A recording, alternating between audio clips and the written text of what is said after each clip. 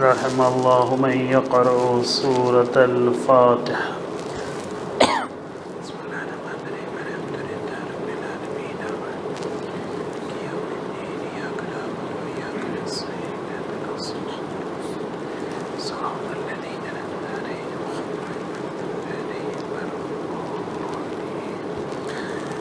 لا حول ولا قوة إلا بالله العلي العظيم.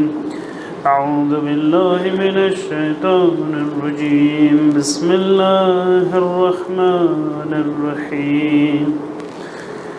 الحمد لله الذي لا يبلغ مدحته القائلون ولا يحصي نعماءه الله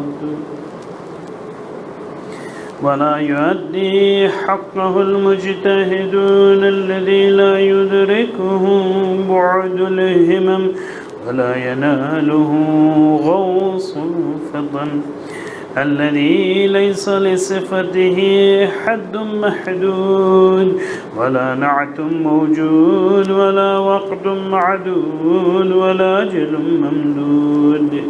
فطر الخلائق بقدرته ونشر الرياح برحمته ووطد بالصخور ميدان أرضه.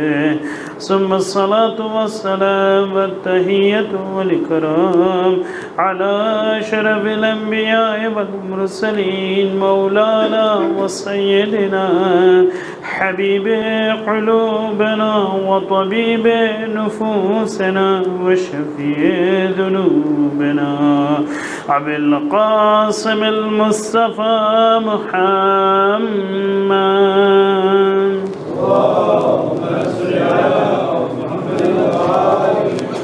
وعلى أهل بيته الطيبين الطاهرين المعصومين المظلومين ولا سيما بقية الله في الأرضين.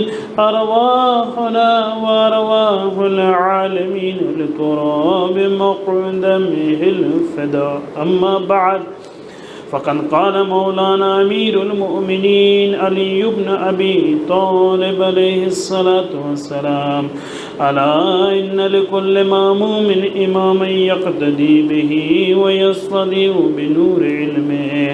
ألا إن إمامكم قد اكتفى من دنياه بتمره ومن طعمه بكرسه. ألا إنكم لا تقدرون على ذلك ولكن أعينوني بورع واجتهاد وعفة وسداد. درود پڑھے بر محمد و آل محمد. اللهم صل على محمد وآل محمد. عنوان گفتگو علی علیہ السلام کی زندگی کے اصول اور ان کی توقعات ہم لوگوں سے کہ جو شیعان علی بن ابی طالب علیہ السلام ہیں، اس کو آگے بڑھاتے ہوئے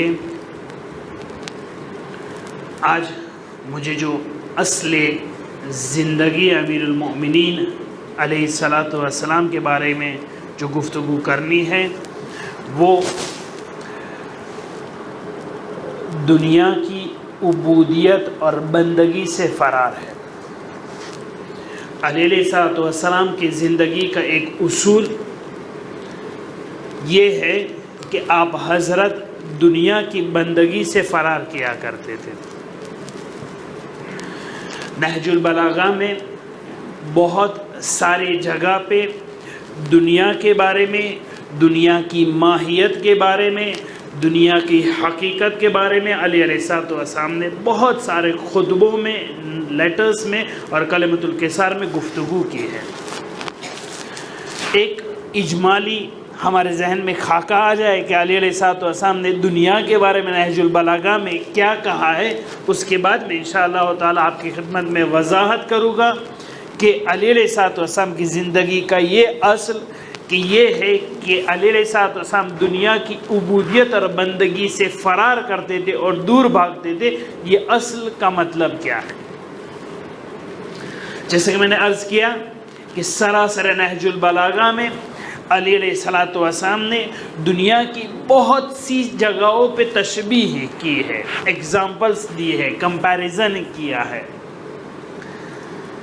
نہج البلاغہ خطبہ نمبر 3 کہ جس کو خطبہ شکشکیہ کہتے ہیں، علی علیہ الصلوۃ والسلام جب دنیا کی مثال، دنیا کی تمثیل بیان کرنا چاہتے ہیں تب بیان کرتے ہیں کہ دنیا میرے نزدیک ازہد من افسط انزل، دنیا میرے نزدیک ایک بکری کے چھینک سے جو پانی نکلتا ہے اس کے ناک میں سے، کہ دنیا والے اس سے متنفر ہوا کرتے ہیں، اس سے بھی پستہ ہے۔ علی علیہ الصلوۃ والسلام یہ تیسرے خطبے میں جب دنیا کا اگزامپل بیان کرنا چاہتے ہیں تو کہہ رہے ہیں کہ دنیا کی مثال جو ہے، ایک صلوات پڑھے بر محمد و آل محمد۔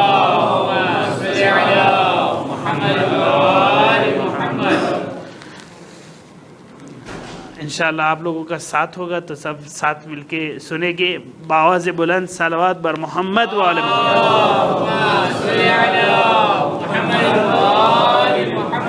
تو دنیا کی جب ایگزامپل علی علیہ الصلوۃ والسلام بیان کرنا چاہ رہے ہیں تو فرما رہے ہیں کہ ازہد عندی من افطت انزل، کہ بکری کے ناک میں سے جو پانی نکلتا ہے اس سے بھی میرے نزدیک دنیا پستر ہے۔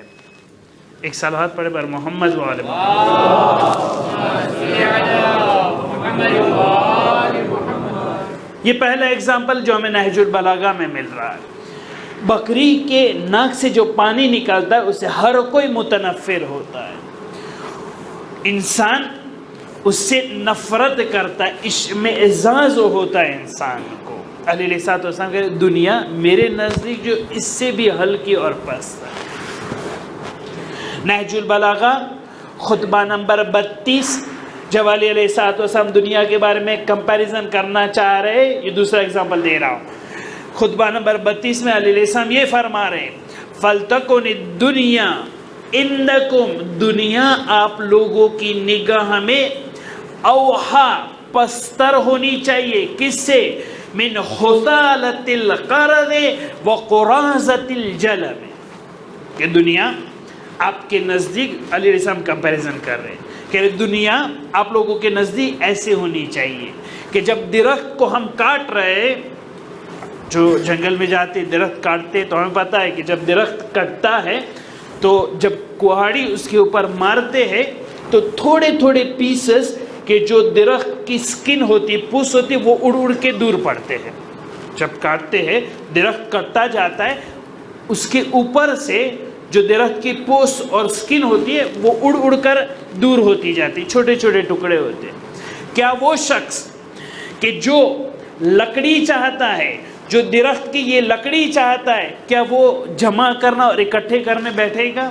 نہ، اس کی توجہ ہی نہیں ہوگی، وہ کہہ رہے اڑ گیا تو اڑ گیا، اس کے پیچھے نہیں بھاگے گا۔ علی علیہ السلام کہہ رہے دنیا آپ لوگوں کے نزدیک ایسی ہونی چاہیے، من خصالت القرض، وہ چھوٹے چھوٹے ٹکڑے کی جو دور اڑ جاتے اور انسان توجہ بھی نہیں دیتا، اس کی طرف دنیا ایسی ہونی چاہیے۔ آگے فرما رہے وقراضت الجلم، جب گوسفند کو اس کے بدن میں جو روح ہوتا ہے، وول ہوتا ہے، اس کو جب کاٹتے ہیں تو بڑی کینچی سے کاٹا جاتا ہے۔ یا درخت کو، درخت تو نہیں ہوتے، چھوٹے چھوٹے پودے جو کاٹن کے ہوتے، اس میں سے جب کاٹن نکالنا ہوتا ہے تو ان کے پاس بڑے بڑے سیزرز ہوتے، چاقو ہوتے ہیں، تو کاٹتے جاتے، جب کاٹتے ہیں تو اصل روئی جو ہے وہ نیچے آ جاتی ہے اور تھوڑے تھوڑے ٹکڑے ہوا میں اڑ جاتے ہیں۔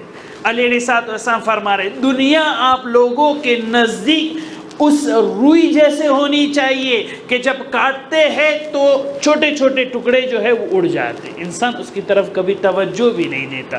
جو اصل روئی ہے اس کو لے لیں گے، جو آخرت ہے.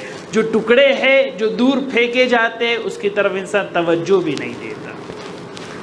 خطبہ نمبر 32 میں علیہ الصلوۃ والسلام دنیا کی ایگزامپل، دنیا کا ایگزامپل اور کمپیریزن اس کے ساتھ کرتے ہیں. نہج البلاغہ خطبہ نمبر 224 میں 224 میں جب علیہ الصلوۃ والسلام دنیا کا ایگزامپل بیان کر رہے، فرما رہے الدنیا عندی، دنیا میرے نزدیک اضحد منی، پستر ہے، ہلکی ہے، کس سے؟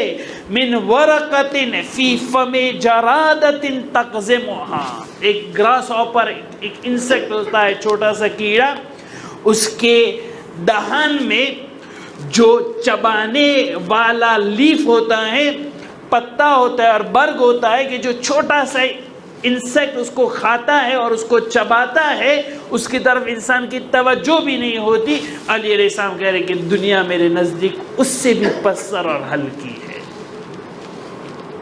علیہ السلام دنیا کی عبودیت سے فرار کر رہے ہیں. نہج البلاغہ لیٹر نمبر 45 میرے چوتھا ایگزامپل، نہج البلاغہ لیٹر نمبر 45 میں جس کی گفتگو ہم کر رہے، عثمان ابن حنیفہ انصاری کو سمجھا رہے، علیہ السلام پھر سے کہہ رہے کہ دنیا ازہد منی، میرے نزدیک ہلکی ہے. کس سے؟ من افسط مقرتن، اس بلوط کے درخت سے کہ جس کے میوہ اور اس کا جو فروٹ ہوتا ہے وہ زہر جیسا کڑوا ہوتا ہے، اس سے بھی میرے نزدیک پستر ہوتی. کوئی انسان جو عاقل ہوتا ہے وہ زہر کے پیچھے نہیں دوڑتا. علیہ السلام کہہ رہے ہیں دنیا اس سے بھی میرے نزدیک پستر ہے. نہج البلاغہ کلمہ نمبر 236 میرا پانچواں ایگزامپل، شارٹ سیئنگ نمبر 236 میں علیہ السلام فرما رہے الدنیا عندی ازہد من عراق خنزیر فی ید جوزام. علیہ السلام کہہ رہے دنیا میرے نزدیک ایک سور کے ہڈی کہ جو مجزوم انسان ہو، جس کو کوڑھ نکلا ہو کہ انسان اسے نفرت کرتا ہے، اس کے ہاتھ میں سور کی ہڈی ہو، اس سے بھی پستر ہے.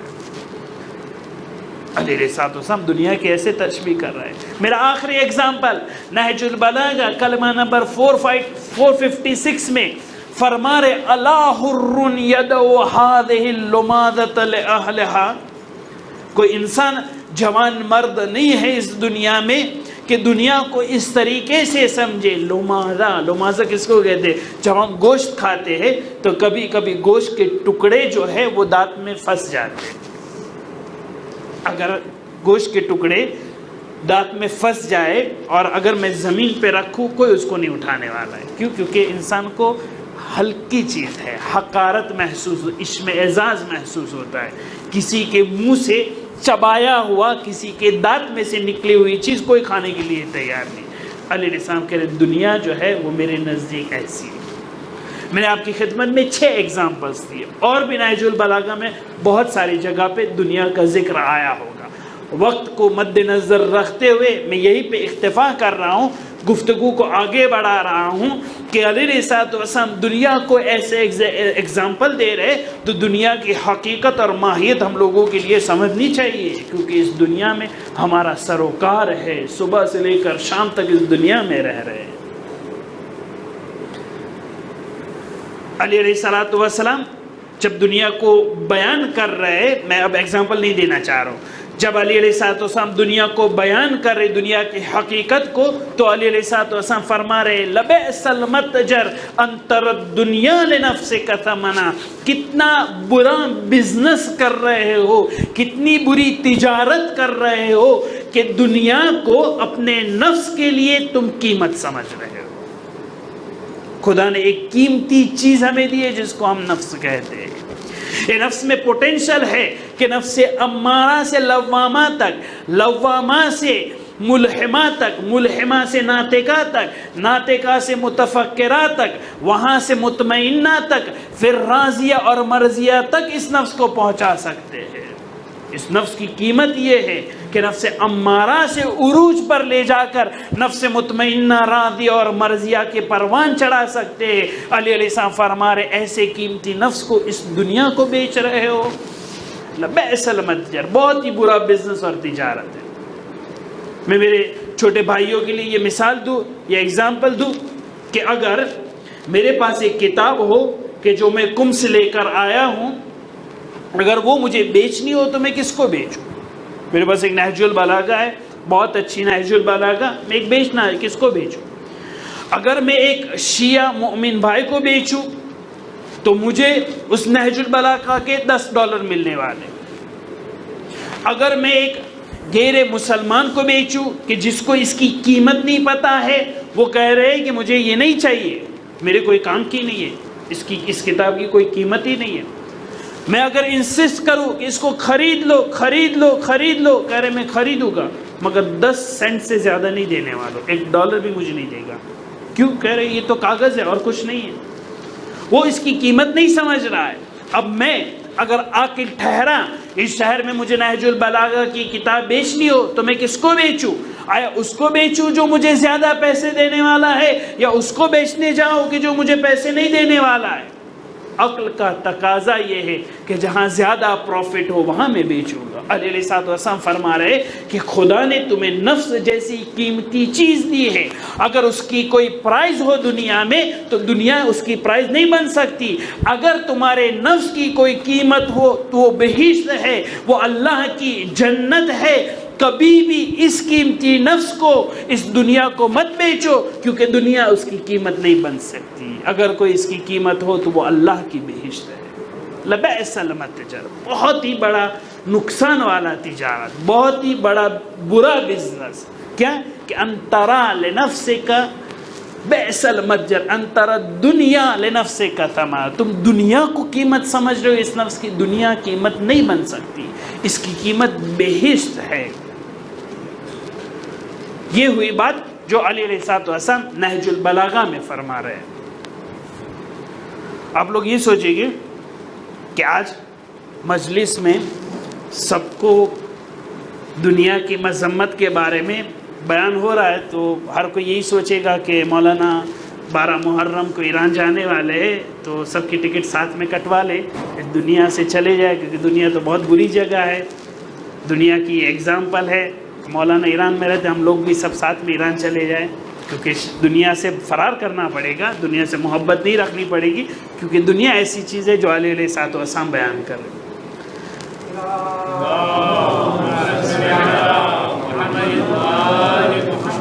جو صلوات نہیں پڑھ رہے ان کو شاید نہیں آنا لگ رہا ہے۔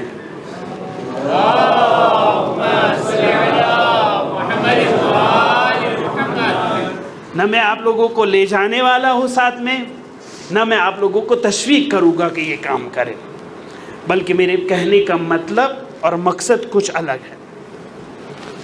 اگر پورے نہج البلاغہ اور عالم اسلام کا لٹریچر کو مطالعہ کرے تو دنیا اور ہمارا 3 ٹائپ کا ریلیشنز ہو سکتے ہیں۔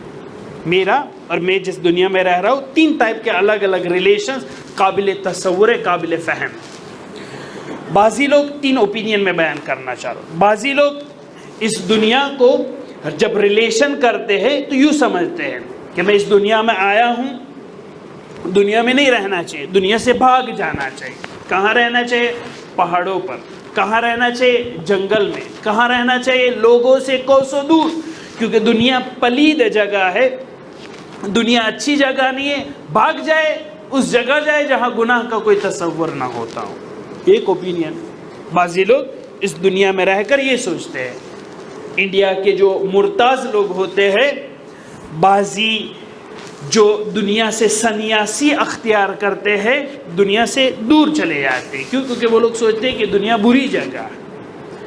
آیا اس اوپینین کو اسلام قبول کرتا ہے؟ قطعاً نہیں۔ اسلام کبھی بھی اس اوپینین کو قبول نہیں کرے گا۔ نہج البلاغہ خطبہ نمبر 209، جس میں علی علیہ السلام علا ابن زیاد الحارثی کے گھر جاتے ہیں، جب علا ابن زیاد الحارثی کے گھر جاتے ہیں تو دیکھتے ہیں کہ علا کا گھر جو ہے بہت ہی بڑا ہے۔ علا علی علیہ السلام کے صحابی ہے۔ اللہ بیمار ہوئے تھے، اس لیے علیہ السلام عیادت کے لیے گئے۔ اللہ بیمار، علیہ السلام جا رہے، خبر پوچھی اور کہا کہ اللہ اتنا بڑا گھر، تمہیں اتنا بڑا گھر تو آخرت میں بنانا چاہیے، دنیا میں کیوں اتنا بڑا گھر بنایا؟ کہہ رہے مولا میرے گھر مہمان زیادہ آتے ہیں، میں اس سے صلہ رحم کر رہا ہوں۔ علیہ السلام نے کہا اگر اس سے صلہ رحم کر رہے ہو، تمہارے گھر مہمان آتے ہو تو کوئی بات نہیں، کوئی حرج نہیں ہے بڑا گھر رکھنے میں۔ علیہ السلام نے کرائٹیریا بتا دیا۔ اللہ کہہ رہا ہے کہ مولا اجازت ہے، میں ایک شکایت کرنا چاہ رہا ہوں۔ کس کی؟ میرے بھائی کی، عاصم ابن زیاد کی۔ کہہ رہے کیوں شکایت کرنا چاہ رہے؟ وہ مجھ سے بالکل اپوزٹ ہے۔ کیا ہوا؟ وہ چلا گیا اس شہر کو چھوڑ کر، وہ جنگل میں جیتا ہے، وہ پہاڑوں پر چلا گیا ہے۔ جب علی علیہ السلام نے یہ سنا، جلدی سے کہا کہ اس کو واپس بلاؤ۔ عاصم کو بلایا گیا۔ جب عاصم آئے، نہج البلاغہ خطبہ نمبر 209، علی علیہ السلام جب عاصم کو دیکھتے تو سب سے پہلا جملہ یہ کہتے یا عدی نفسک، اے اپنے نفس کے دشمن، لقد استہام بک الخبیث، شیطان نے اپنے تیروں سے تمہیں گھائل کر دیا ہے، اما رحمت اہلک و والدک، کیا اپنے بیوی بچوں کے حقوق ادا نہیں کرنا چاہ رہے ہو؟ کس نے تمہیں کہا تھا دنیا چھوڑ کر جانے کو؟ علیہ السلام یہ شیطان کی جال ہے کہ تمہیں دنیا سے ہٹا رہے، دنیا سے دور کر رہے۔ یہ پہلا کانسیپٹ، بہت سی لوگ یہ سوچتے چلے جانا چاہیے، علیہ السلام اس کو نہیں مانتے، اس کو قبول نہیں کرتے، اس کو ہم اسلام میں کنڈیم کرتے ہیں۔ دوسرا اوپینین میرے اور دنیا کی ریلیشن میں یہ ہے کہ مجھے دنیا میں تو رہنا چاہیے، مگر یہ دوسرا اوپینین یہ کہہ رہا ہے کہ دنیا میں رہو مگر دنیا سے محبت نہ کرو، دنیا سے محبت نہ کرو۔ ظاہراً تو ہمیں اچھی چیز لگتی ہے، ہم لوگ بھی بہت بولتے ہیں کہ ہاں دنیا سے محبت نہیں کرنی چاہیے، محبت نہیں کرنی چاہیے۔ ہر کسی کے دل میں محبت تو ہوتی ہے، مگر خوب زبان پہ، خاص کر کے جب مولانا کے پاس بیٹھے تو اچھی بات کرنے کا دل کرتا ہے۔ ہر کوئی کہتا ہے نا دنیا خراب ہے، دنیا میں نہیں رہنا چاہیے، محبت نہیں کرنی چاہیے۔ یہ کانسیپٹ بھی، یہ لاجک بھی غلط ہے۔ نہج البلاغہ کلمۃ القصار نمبر 303 میں علیہ السلام فرما رہے الناس ابناء الدنیا ولا یلام الرجل علی حب امہ، انسان اس دنیا کا بیٹا ہے، ہم لوگ اس دنیا کے بیٹے ہیں۔ کیا کسی شخص کی مذمت کی جا سکتی ہے اگر وہ اپنے ماں سے محبت اور پیار کرے؟ علیہ السلام کہہ رہے ہیں کہ ہم سب دنیا کے بیٹے ہیں، اگر دنیا سے محبت ہو تو کوئی میرے اوپر اشکال نہیں کر سکتا کہ یہ دنیا سے کیوں چاہ رہا ہے۔ میں کہوں گا کیونکہ یہ میری ماں ہے، میں یہاں پہ بڑا ہوا ہوں، میں یہاں پہ متولد ہوا ہوں۔ اس لیے یہ کانسیپٹ بھی غلط ہے کہ ہم کہیں کہ دنیا سے محبت نہیں رکھنی چاہیے۔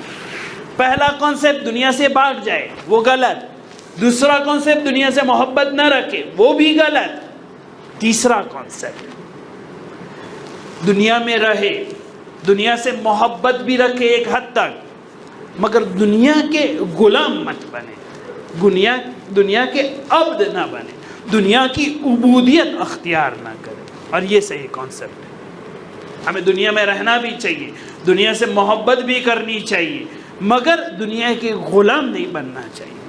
اسی لیے امام حسین علیہ السلام جب کربلا کے میدان میں جب آتے ہیں، دوسری محرم کو ایک حدیث کہتے ہیں، ایک جملہ کہتے ہیں کہ جو ہم لوگوں کو اچھی طریقے سے سمجھنا چاہیے۔ الناس عبید الدنیا والدین لائق علی السنۃ یہوتونہ ما درت معایشہم فاذا محس بالبلا قل الدیان۔ امام حسین علیہ السلام فرما رہے کہ لوگ اس دنیا کے غلام بن کر بیٹھے ہیں اور دین جو ہے وہ سائیڈ میں ہے، فقط اپنی زبان پہ ہے، اپنے رفتار اور کردار میں نہیں دکھاتے۔ جو امام حسین علیہ السلام کو اور اسلام کو پسند نہیں ہے وہ یہ ہے کہ انسان دنیا کا غلام بن کر نہ بنے۔ میں اس کو اور واضح کرنے کے لیے ایک قصہ بیان کرنا چاہ رہا ہوں کہ انسان دنیا کا کس طریقے سے غلام بن جاتا ہے۔ جو امام حسین علیہ السلام بیان کرے اس کی وضاحت میں بعد میں کروں گا۔ دنیا کی غلامی کا مطلب کیا ہے وہ ہم لوگ پہلے سمجھتے۔ ملا محمد مہدی نراقی جنہوں نے جامع السعادت لکھی ہیں، ہمارے پاس دو کتابیں، ایک جامع السعادت، ایک معراج السعادت۔ معراج السعادت ملا احمد نراقی لکھتے، جامع السعادت ملا محمد مہدی نراقی لکھتے۔ تو ملا محمد نراقی بہت پیسے والے تھے، یہ دونوں بھائی نراقی لوگ، ان کے پاس بڑے بڑے باغ تھے، بڑے بڑے گھر تھے، خدم حشم، اتنے سارے جاہو جلالی، اخلاق کی کتابیں بھی بہترین لکھی ہیں، معراج السعادت، جامع السعادت جیسی اچھی اچھی کتابیں بھی انہوں نے لکھی ہیں۔ ہوا کیا، ایک مرتبہ ملا محمد مہدی گھر پہ بیٹھے تھے، ایک صوفی انسان آتا ہے کہ جو دنیا سے فرار کر چکا ہے، دنیا کی محبت نہیں رکھتا ہے، وہ آتا ہے ملا محمد مہدی کو کہہ رہے کہ آپ اخلاق کی بڑی بڑی کتابیں لکھتے ہیں، زہد کے بارے میں، تقوی کے بارے میں مجلس پڑھتے ہیں، اور دیکھیں آپ کی زندگی دیکھیں، اتنے سارے خدم، اتنے سارے حشم، اتنا بڑا گھر، اتنے سارے باغ، سب پیسے تو آپ نے جمع کر کے رکھے، اور کتابیں میں اخلاق اور زہد اور تقوی کی بات کرتے۔ اگر انسان اخلاق اور تقوی اور زہد والا ہو تو میرے جیسا ہونا چاہیے۔ دیکھیں میرے پاس دنیا میں کچھ بھی نہیں ہے، میرے پاس بس یہ کپڑا جو میں نے پہنا ہے وہ ہے، اور میرے پاس ایک کشکول ہے۔ کشکول بولے تو وہ پہلے زمانے میں آپ لوگوں نے دیکھا ہوگا کہ جو فقیر آتے تھے وہ ایک چیز ہاتھ میں لے کر آتے تھے، کیا کہتے، کوئی مجھے ساتھ دے اس کا، بھیک مانگنے کے لیے جو اس کے پاس ایک ظرف رہا کرتا تھا اس کو کشکول کہتے ہیں۔ کوئی ورڈ ہے سواحلی میں یا فرنچ میں؟ کشکولی، بکولی، بکولی تو ہر کسی کے گھر میں ہوتے ہیں، ہاں، تو کشکول وہ ایک ظرف ہے کہ جس میں جو ہے وہ کھانا اور یہ سب لے کر آتے ہیں۔ تو کیا ہوتا ہے کہ وہ کہہ رہے کہ میرے پاس دنیا میں کچھ بھی نہیں ہے، اگر ہو تو بس یہ کشکول ہے، اس کے علاوہ کچھ بھی نہیں ہے۔ ملا نراقی اس کو سمجھا رہے، کہہ رہے صوفی، یہ مال، پیسہ، دولت، گھر، ان سب ہونے کی وجہ سے کوئی امیر اور غریب نہیں ہوتا، امیر اور غریب تقویٰ سے ہوتا ہے۔ اگر تمہارے پاس تقویٰ ہے تو تم مجھ سے بھی افضل، اگر تمہارے پاس نہیں ہے تقویٰ تو نہیں ہو۔ تقویٰ معیار ہے، پیسہ اور یہ سب معیار نہیں ہے۔ وہ کہہ رہے نہیں، یہ قابل قبول نہیں ہے۔ ملا نراقی کہہ رہے ٹھیک ہے، ابھی ڈیبیٹ نہیں کرتے، کھانے کا وقت ہے، کھانا کھاتے، کھانا کھا لیا۔ پھر یہ صوفی کہہ رہا ہے ملا نراقی کو کہ حج کا موسم ہے، ماہ ذی الحجہ آ رہا ہے، میں حج کے لیے جا رہا ہوں، آپ کو آنا ہے؟ کہہ رہے ہاں، ایسا بابرکت سفر، میں تیار ہوں آنے کے لیے۔ ملا نراقی جو ہے وہ اس کے ساتھ سفر میں کھانا کھا لیا، اپنا سامان لیا اور حج کے لیے روانہ۔ تھوڑے مائل گئے تھے، اچانک یہ صوفی کہتا ہے کہ ملا نراقی ہمیں واپس جانا پڑے گا۔ کہہ رہے کیوں؟ کہہ رہے نہیں، بہت ہی ضروری کام ہے، ارجنٹ کام ہے۔ ملا نراقی اتنے سارے مائل ہم آ چکے، اب واپس پلٹے، خستگی والا سفر ہے، تھک جائے گی، کیا ضرورت، تم مجھے بتاؤ۔ کہہ رہے نہیں، ایک بہت ارجنٹ کام ہے، بتاؤ تو صحیح کیا کام ہے۔ کہہ رہے دیکھو ملا نراقی، میرے پاس دنیا میں کچھ نہیں ہے، اگر ہے تو یہ کپڑا ہے اور وہ کشکول ہے، وہ کشکول میں بھول گیا ہوں آپ کے گھر میں، اور اس کے بغیر میں زندگی نہیں کر سکتا کبھی بھی، اس کو مجھے لینے جانا پڑے گا۔ ملا نراقی اس کا ہاتھ پکڑتے اور اس کو سمجھا رہے، تمہارے میں اور میرے میں یہی فرق ہے، میرے پاس اتنی ملک اور جائیداد تھی، سب کو چھوڑ کر اللہ کی راہ میں روانہ ہوا، تمہارے پاس کچھ بھی نہیں ہے، فقط ایک چیز ہے، اس کو بھی غلام بن کے بیٹھے ہو تم۔ تو غلامی اس کو کہتے ہیں، اٹیچمنٹ اگر کسی چیز کے ساتھ ہو جائے یہ بری چیز ہے، اس حد تک اٹیچمنٹ ہو جائے کہ اس سے دور نہ رہا جائے۔ جو اسلام کہتا ہے وہ یہ ہے کہ دنیا میں رہو، دنیا سے محبت بھی ایک حد تک رکھو، مگر دنیا کے غلام بن کر نہ بیٹھو۔ غلامی کا مطلب یہ ہوا کہ اتنی حد تک میں غلام بن کر بیٹھوں کہ مجھے اللہ کی عبادت اور اللہ کے کاموں سے مجھے دور کر دے، اس کو کہتے ہیں غلامی۔ الناس عبید الدنیا، امام حسین علیہ السلام یہ فرما رہے کہ لوگ دنیا کے غلام بن کر بیٹھے ہیں، ان کو نہیں سمجھ میں آ رہا ہے کہ ابھی اولویت کس کو دی جائے۔ جو دنیا کے غلام بن کر بیٹھے ہیں ان کو جب خمس دینا ہو تو مشکل ہوتا ہے، ان کو جب زکوٰۃ دینا ہو تو مشکل ہوتا ہے، کیونکہ دنیا کی غلامی ان کو مانے بنتی ہے۔ اچھے کام کے لیے جانا ہو تو ان کے لیے مشکل ہوتا ہے، کیونکہ دنیا کے غلام بن کر بیٹھے ہیں۔ الناس عبید الدنیا والدین لائق علی السنتہم، سچا دین وہ ہوگا کہ جب دنیا کے غلام بن کر نہ بیٹھو۔ علی کے اصول زندگی میں سے ایک یہ ہے کہ علی جو ہے اپنی زندگی میں دنیا کی بندگی سے دور رہتے تھے۔ کربلا کے میدان میں امام حسین علیہ السلام کے ساتھ بہت سارے ایسے لوگ تھے کہ جو کربلا نہیں آ سکے۔ وجہ کیا تھی؟ کیونکہ دنیا کی غلام بن کر بیٹھے تھے۔ امام حسین علیہ السلام 2 محرم کو یہ مطلب کیوں کہہ رہے ہیں؟ 2 محرم کو جب کربلا کی سرزمین پر پہنچتے ہیں تب امام کیوں بیان کر رہے کہ الناس عبید الدنیا؟ امام کے ذہن میں تھوڑے لوگ ہیں کہ جس کے بارے میں یہ کہا جاتا ہے کہ وہ دنیا کے غلام ہیں۔ سب سے پہلے عمر ابن عاص اور اس کے لشکر والے، تھوڑے وہ لوگ کہ جو مدینہ میں تھے امام کو ساتھ نہیں دیا، تھوڑے وہ لوگ کہ جو کوفہ میں تھے لیٹر لکھا پھر بھی امام کو ساتھ نہیں دیا۔ امام حسین علیہ السلام سوچ رہے ان سب لوگوں کو کہ یہ لوگ دنیا کے اتنے پجاری بن گئے ہیں کہ جب ایک ہدف مقدس اسلام کو بچانے کے لیے حسین آگے بڑھ رہے، یہ لوگ نہیں آ رہے۔ کیوں؟ کیونکہ ان کو دنیا پیاری ہے۔ الناس یہ سب لوگ عبید الدنیا، دنیا کے غلام اور عبد بن کے بیٹھے۔ عبید اللہ ابن حر جوفی، میں تھوڑی مثال دوں تاکہ پتہ چلے کہ یہ کون لوگ ہیں کہ جن کے بارے میں امام حسین علیہ السلام کے الناس عبید الدنیا۔ عبید اللہ ابن حر جوفی یہ وہ شخص ہے، اس کی سٹوری بہت ہی طولانی ہے، جو مجھے علی علیہ السلام کے زمانے میں کیا وہ بیان نہیں کرنا ہے، یہاں سے میں شروع کروں۔ عبید اللہ ابن حر جوفی وہ شخصیت ہے کہ جو کربلا کے میدان میں نہیں آ سکا، جبکہ امام کے ساتھ قصر بنی مقاتل نام کی جگہ پہ ملاقات ہوتی ہے۔ میں نے بیان کیا کہ امام 16 سٹاپ تھے، امام کے ایک سٹاپ جو ہے قصر بنی مقاتل کی جگہ۔ قصر بنی مقاتل کی جگہ پہ جب امام نے قیام کیا تھا تب عبید اللہ ابن حر جوفی سے ملاقات ہوتی ہے۔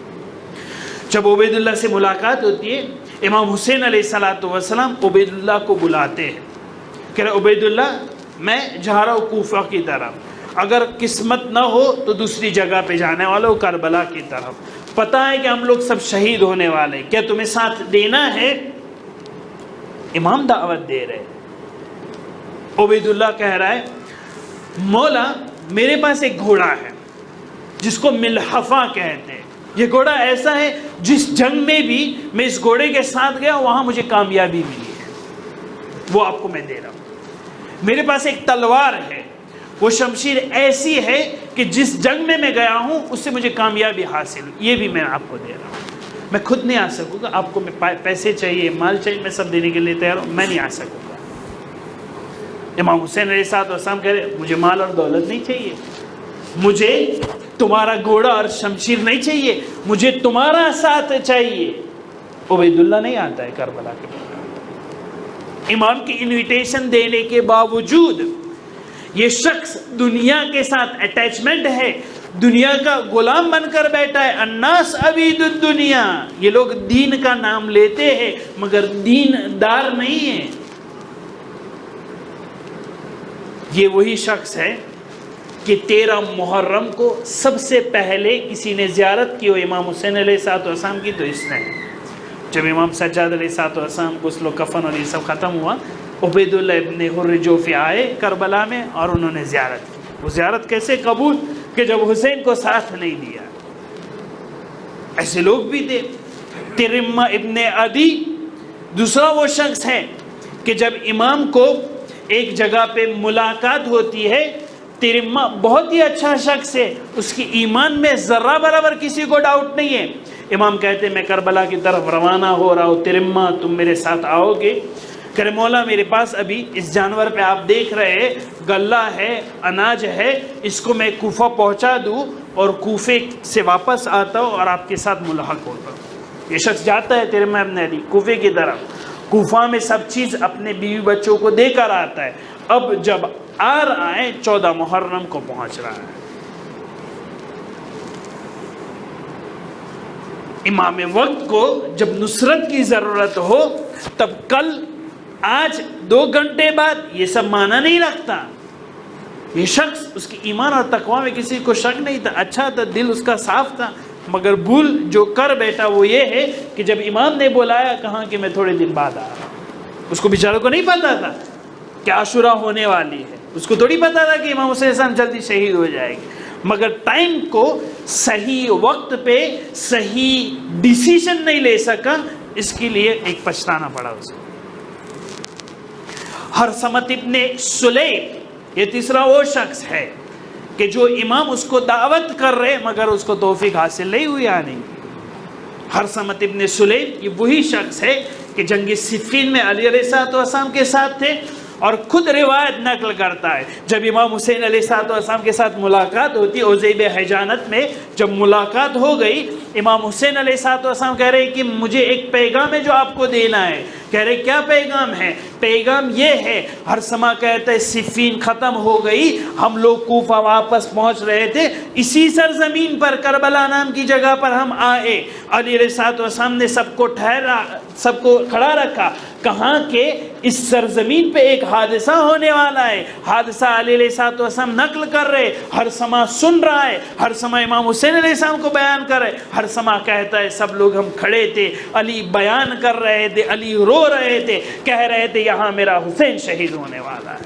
اور جو اس کا ساتھ دے گا وہ بہشت میں جانے والا. ہرثمہ یہ سب چیزیں امام حسین علیہ السلام کو سمجھا رہا ہے, سب کہہ رہا ہے. جب بات ختم ہوئی امام حسین علیہ السلام ہرثمہ کو پوچھ رہے, ہرثمہ کیا ہمارا ساتھ دینے کے لیے تم تیار ہو؟ کہہ رہے نہیں. لا معک ولا علیک, نہ آپ کے ساتھ میں نہ آپ کے خلاف میں انڈیفرنٹ آدمی, نہ آپ کو ساتھ دینا چاہ رہا ہوں نہ آپ کو نقصان پہنچا, مجھے آپ اجازت دے میں چلا جاتا ہے. الناس عبید الدنیا, جب دنیا کا اٹیچمنٹ ہو تب نہیں پتا چلتا کہ ڈیسیشن کون سا دین والا لے. اسی لیے علی علیہ السلام کے اصلی زندگی ہم بیان کر رہے کہ دنیا سے اٹیچمنٹ عبودیت اور بندگی کی حد تک علی کو کبھی نہیں تھا. علی دنیا میں رہتے تھے, علی دنیا سے محبت بھی کرتے تھے ایک حد تک, مگر دنیا کے غلام بن کر نہیں بیٹھے تھے. ہرثمت ابن سلیم جیسے دنیا کے غلام علی کو امام حسین علیہ السلام کو ساتھ نہیں دے سکے. چوتھا ایگزامپل عبداللہ ابن ضحاک مشرقی, یہ وہی شخص ہے کہ کربلا کے میدان میں عاشورہ کے دن بھی تھا. تاریخ طبری میں یہ قصہ نقل ہوا ہے کہ جب سب اصحاب شہید ہو چکے, اہل بیت میں سے بھی بعضی لوگ شہید ہو چکے, عبداللہ بچ گیا تھا. عبداللہ نے امام حسین علیہ السلام کے ساتھ کنڈیشن کی تھی کہ مجھے جو ہے زندہ رہنا ہے, مجھے کچھ کام ہے. جب عصر عاشور ہوئی سب لوگ شہید ہو چکے, عبداللہ امام کے پاس آ رہا ہے, کہہ رہے اب کوئی نہیں بچا, آپ بھی شہید ہونے والے, مجھے بھی شہید ہونا پڑے گا, مجھے کوئی کام ہے, میں نے آپ کے ساتھ شب عاشور وعدہ کیا تھا, اگر آپ اجازت دیں مجھے نکل جانا ہے. اس نے خود کے لیے ایک گھوڑا خیمے میں رکھا تھا, کیونکہ دشمن جو ہے سب گھوڑے کو جو ہے وہ سب اس کے پیر کاٹ دیتے تھے, اس لیے کہ کوئی بھاگ نہ جائے. اس نے ایک گھوڑا خیمے کے اندر چھپا کے رکھا تھا, باہر نہیں رکھا تھا تاکہ دشمن کاٹ دے. عبداللہ ابن ضحاک مشرقی وہ ہے کہ جو نکل جاتا ہے. یزید ابن مسعود نحشلی جیسے دنیا کے پجاری ہے, امام کو ساتھ نہیں دے رہے. عجیب داستان ہے یہ کہ دنیا کے ساتھ اٹیچمنٹ دیکھے. کربلا کے میدان میں دو بھائی ہیں, ایک علی ابن قریظہ انصاری اور ایک عمرو ابن قریظہ انصاری. عمرو ابن قریظہ انصاری امام حسین کے ساتھ, علی ابن قریظہ انصاری عمر ابن سعد کے لشکر میں. دونوں سگے بھائی, دو الگ الگ جگہ. دنیا کے محبت والے, رئی کی حکومت کی لالچ والے عمر ابن سعد کی طرف, عمرو ابن قریظہ انصاری امام حسین علیہ السلام کی طرف. شب عاشور ان دونوں میں گفتگو ہوتی ہے, کہہ رہے کہ عمر آ جاؤ, عمر ابن سعد یہ سب کل شہید ہونے والے. کہہ رہے نہیں, تم جتنی بھی لالچ دینا چاہ رہے ہو مجھے نہیں آنا. عمرو ابن قریظہ انصاری ثابت قدم رہتے. کیوں؟ دنیا کے ساتھ عبودیت نہیں ہے, بندگی نہیں ہے. تو یہ اصل زندگی کہ دنیا کی عبودیت سے ہم فرار کریں, یہ ہم لوگوں کے لیے اتنا مہم اور امپورٹنٹ ہونا چاہیے کہ جب امام مہدی اجل اللہ تعالی فرجہ شریف آئے اس وقت ہم لوگوں کو یہ اصلی زندگی اگر اس دنیا میں سیکھ گئے، سمجھ گئے اور عمل کر دیے تو ہمیں کام آنے والا ہے۔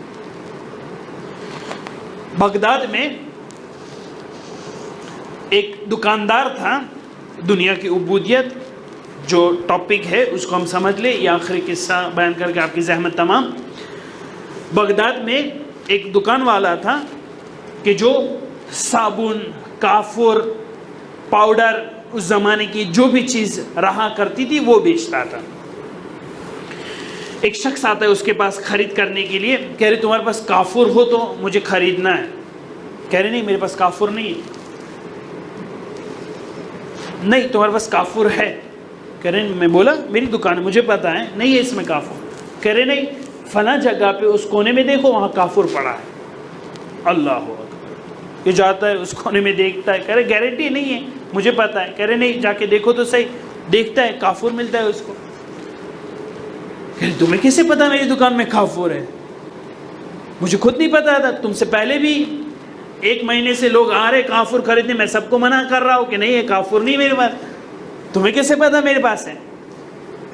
کہہ رہے کہ امام مہدی کے غلاموں میں سے ایک سچا مومن آدمی ہے، اس کی میت ہو چکی ہے، اور امام مہدی اجل اللہ تعالی فرج و شریف ان کو غسل و کفن دینے کے لیے آئے ہیں، اور امام نے مجھے بھیجا ہے اور کہا ہے کہ بغداد میں جاؤ، بازار میں جاؤ، اور فلاں بازار میں فلاں دکان پہ، اس دکان والے کو نہیں پتا ہوگا مگر وہاں رکھا ہے، وہاں سے لے کر آؤ۔ کہہ رہے مجھے تو امام مہدی نے کہا، کہ بہت ہی خوش ہو گیا، بہت ہی زیادہ خوش۔ شیعہ امام مہدی کا نام آئے کتنا زیادہ خوش ہوگا، بہت ہی زیادہ خوش ہوگا۔ کہہ رہے میرے مولا کو میرا سلام کہنا، علیکم السلام۔ کہہ رہے ہو سکتا ہے تو مجھے بھی لے چلو اپنے ساتھ، امام کا دیدار کرنا ہے۔ کہہ رہے ٹھیک ہے، اگر تمہیں آنا ہو تو چلو۔ کافور لے لیا، جا رہے۔ امام کی خدمت میں پہنچنے والے تھے، شام ہونے والی تھی، اچانک دیکھا کہ جو ہے امام کا خیمہ نزدیک آ رہا ہے اور آسمان سے بارش برسنے لگی۔ یہ شخص جو ہے شیعہ اس دکاندار کو لے کر آ رہا تھا۔ یہ دکاندار کہہ رہا ہے کہ اگر ہو سکے تو کل کے لیے یہ اپوائنٹمنٹ رکھتے، امام کے ساتھ ملاقات جو ہے کل رکھتے۔ کہہ رہے کیوں؟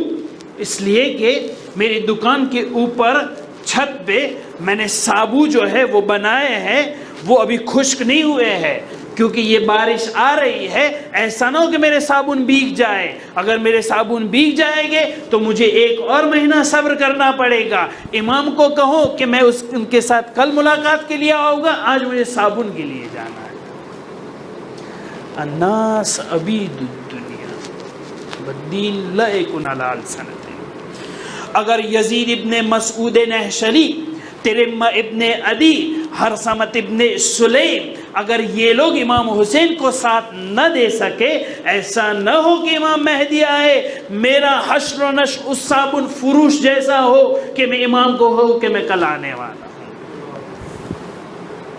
کربلا کے میدان میں اصحاب ایسے نہیں تھے، اصحاب جان کو قربان کرنے کے لیے تیار تھے۔ ایسے اصحاب تھے کہ دنیا سے بالکل اٹیچمنٹ نہ رکھنے والے، دنیا کی عبودیت ان کے دل میں نہیں تھی۔ ایسے اصحاب کو امام لے کر آئے تھے کربلا کے میدان میں۔ معرفت دیکھیں تو ایسی معرفت امام حسین علیہ السلام کی دل میں رکھے ہوئے ہے کہ دشمن کی نہیں سننا چاہ رہے، جیسے امام کہے ایسے کرنے کے لیے تیار ہے۔ آج مجھے اس صحابی کا مسائب پڑھنا ہے کہ جن کی معرفت بہت ہی زیادہ بلند ہے، جبکہ ایک غلام تھے، جبکہ ایک سادے سے غلام تھے۔ افریقہ میں بیٹھے ہم لوگ جناب جون کا ذکر کرتے ہیں۔ جناب جون، ان کی داستان ایک عجیب داستان ہے۔ یہ وہ شخص ہے کہ جن کو علی علیہ السلام نے فضل ابن عبداللہ ابن عبد المطلب سے خریدا تھا ایک زمانے میں۔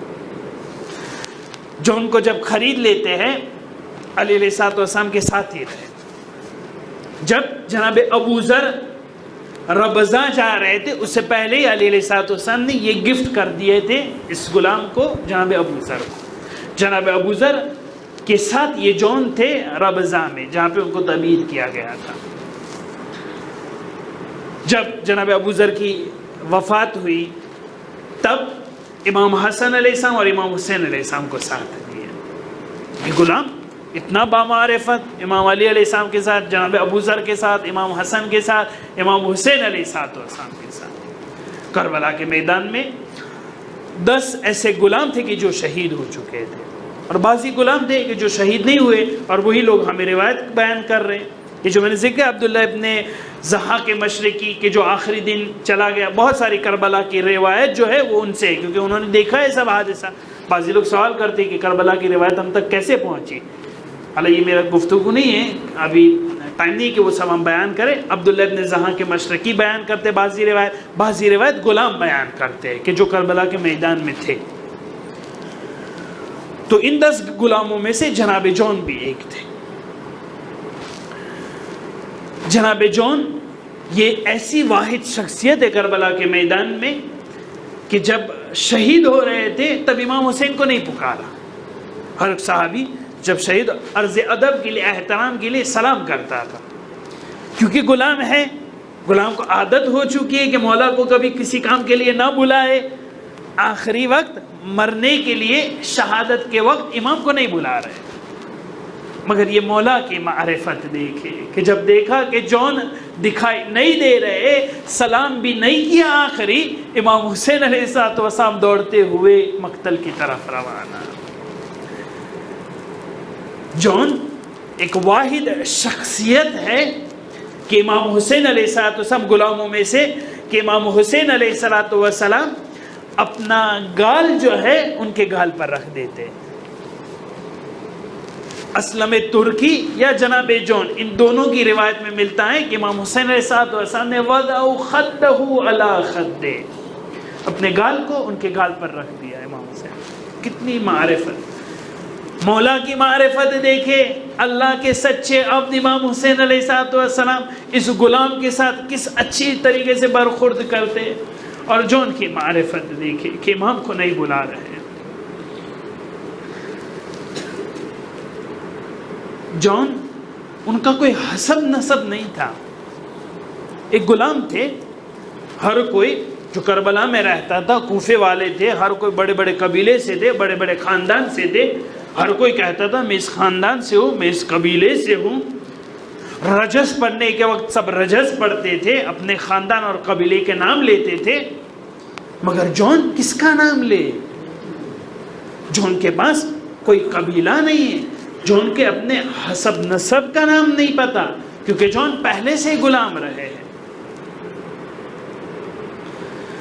جون کے بدن سے ایک خاص ٹائپ کی سمیل آتی تھی، کیونکہ غلام تھے.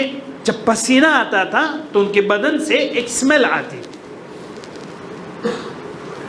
ان کا چہرہ بھی کالا رنگ کا تھا، مگر اسلام میں کالا اور سفید، گورا یہ سب کوئی فرق نہیں ہے. ان اکرمکم عند اللہ اتقاکم.